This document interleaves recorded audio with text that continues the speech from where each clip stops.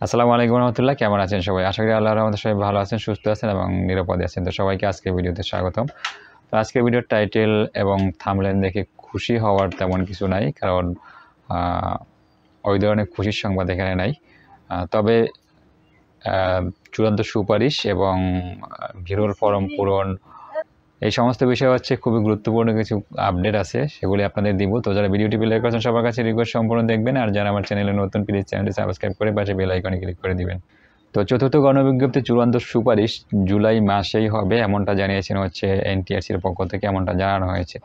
তো এর আগে আমি যে আপডেটটা দিয়েছিলাম, যেখানে তারা জানিয়েছিলেন যে তারা চেষ্টা করবেন জুলাই মাসের মধ্যে ফলাফলটা দিতে, এবং সেটা যদি না পারেন তাহলে তারা আগস্ট মাসের মধ্যে ফলাফলটা দিবেন, আগস্ট মাসের প্রথম সপ্তাহে। তো এখন তারা যেটা জানিয়েছেন, তারা মানে ওই কথাটা একটু ঘুরিয়েছেন এভাবে যে তারা তাদের ইচ্ছা আছে হচ্ছে জুলাই মাসের মধ্যে ফলাফলটা দেওয়ার জন্য, আর সেটা যদি না পারেন তাহলে আগস্ট মাসের প্রথম সপ্তাহে বা প্রথম দিকে তারা ফলাফলটা প্রকাশ করবেন।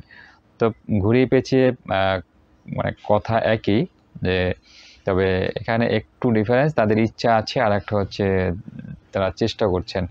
তো যাই হোক, এই হচ্ছে ফলাফল সম্পর্কে আপডেট, যে তারা যদি পারেন তাহলে জুলাই মাসে ফলাফলটা প্রকাশ করবেন, আর যদি না পারেন তাহলে আগস্টে প্রকাশ করবেন। তবে আমার যেটা মনে হচ্ছে যে তারা জুলাই মাসে তো ফলাফল প্রকাশ করবেনই না, আগস্টের হয়তো মাঝামাঝি বা শেষ পর্যন্ত এটা নিয়ে চলে যাবেন। আর এই যে নিয়োগ কার্যক্রম, সেটা শেষ করতে করতে তারা হচ্ছে 2023 সালের একদম শেষ পর্যন্ত চলে যাবে, এটা আমার মনে হচ্ছে। কারণ তারা যেভাবে আগাচ্ছেন তাতে এটা এর আগে হওয়ার সম্ভাবনাটা আমি একদম কমই দেখি। মানে একদম নিয়োগ কার্যক্রম শেষ হতে, চূড়ান্ত সুপারিশ না, চূড়ান্ত সুপারিশের পরেও যে কাজগুলো থাকে, যারা চূড়ান্ত সুপারিশ পায় তাদের শিক্ষা প্রতিষ্ঠান যোগদান করা, এবং শিক্ষা প্রতিষ্ঠান থেকে তারা যে যোগদান করেছেন সেটা নিশ্চিত করা, এবং যে সুপারিশপ্রাপ্ত হবেন তিনি যে শিক্ষা প্রতিষ্ঠানে যোগদান করছেন এটা নিশ্চিত করা, ওয়েবসাইটে কিছু কাজ থাকে এগুলো করা। এগুলো করতে করতে হচ্ছে 2023 সালের শেষ পর্যন্ত চলে যাবে মনে হচ্ছে। এই যে চতুর্থ গণবিজ্ঞপ্তি চূড়ান্ত সুপারিশ, সেখানে কিন্তু 25,000-এর মতো প্রার্থী তারা এখানে সুপারিশপ্রাপ্ত হবেন। এই বিষয়টা নিয়ে দৈনিক শিক্ষা একটা নিউজ আসছে, যেখানে কতজন প্রার্থী বিরল ফর্ম পাঠিয়েছেন এটাও কিন্তু জানানো হয়েছে। আর সেটা হচ্ছে 28,000 প্রার্থী বিরল ফর্ম পূরণ করে পাঠিয়েছেন।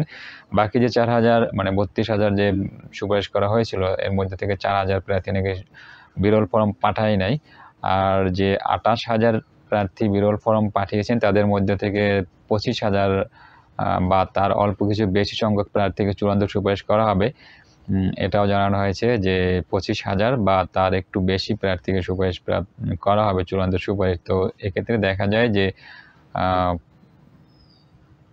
45,000-এর মতো প্রার্থী বা পদ ফাঁকাই থেকে গেল। চতুর্থ গণবিজ্ঞপ্তিতে যে পদ সংখ্যা দেওয়া হয়েছিল সেখান থেকে 45,000-এর বেশি পদ কিন্তু ফাঁকা থেকে গেল। আর এই যে শিক্ষক সংকট, আমি এর আগের ভিডিওটা যেটা জানিয়েছিলাম শিক্ষক সংকট নিয়ে, এই শিক্ষক সংকটের বিষয়টাও কিন্তু ইতিমধ্যে উঠে আসছে পত্রিকায়, দ্য ডেইলি ক্যাম্পাস পত্রিকায় এই বিষয় নিয়েও, দৈনিক শিক্ষা পত্রিকায় এই বিষয় নিয়েও একটা নিউজ আসছে যে এইভাবে যদি নিয়োগ দেওয়া হয় তাহলে কিন্তু এই যে শিক্ষক সংকট সেটা কখনোই দূর হবে না।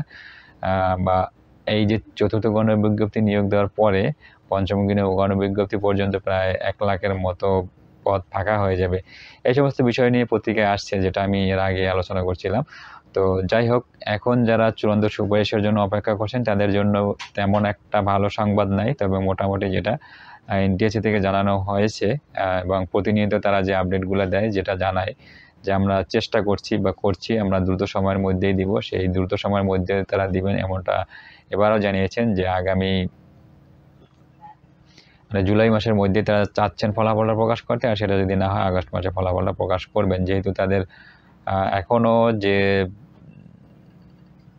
সার্টিফিকেট যাচাই বাছাইয়ের কাজ সেটা শেষ হয় নাই, আর কতদিনে শেষ হবে সেটাও তারা জানায়নি যে কতদিন এটা শেষ হবে। সার্টিফিকেট যাচাই বাছাইয়ের কাজ শেষ হওয়ার পরে শিক্ষা মন্ত্রণালয়ের কাছে অনুমতি চাইবেন, অনুমতি দেওয়ার পরে হচ্ছে তারা এই ফলাফলটা প্রকাশ করবেন। তো বুঝতেই পারছেন যে কতদিন সময় লাগতে পারে, বা জুলাই মাসের মধ্যে তারা একটা ফলাফলটা প্রকাশ করতে পারবেন কি পারবেন না। তারা যেটা বলছেন এটা আসলে সান্ত্বনামূলক কথা কিনা এটা আপনারা বুঝতে পারেন।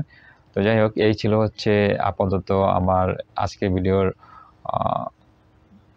আলোচ্য বিষয়। শেষ করছি এর সাথে। ভিডিও ভালো লাগলে লাইক, কমেন্ট, শেয়ার করবেন। সবাই ভালো থাকবেন, সুস্থ থাকবেন এবং নিরাপদে থাকবেন এই প্রত্যাশায়। আল্লাহ হাফেজ।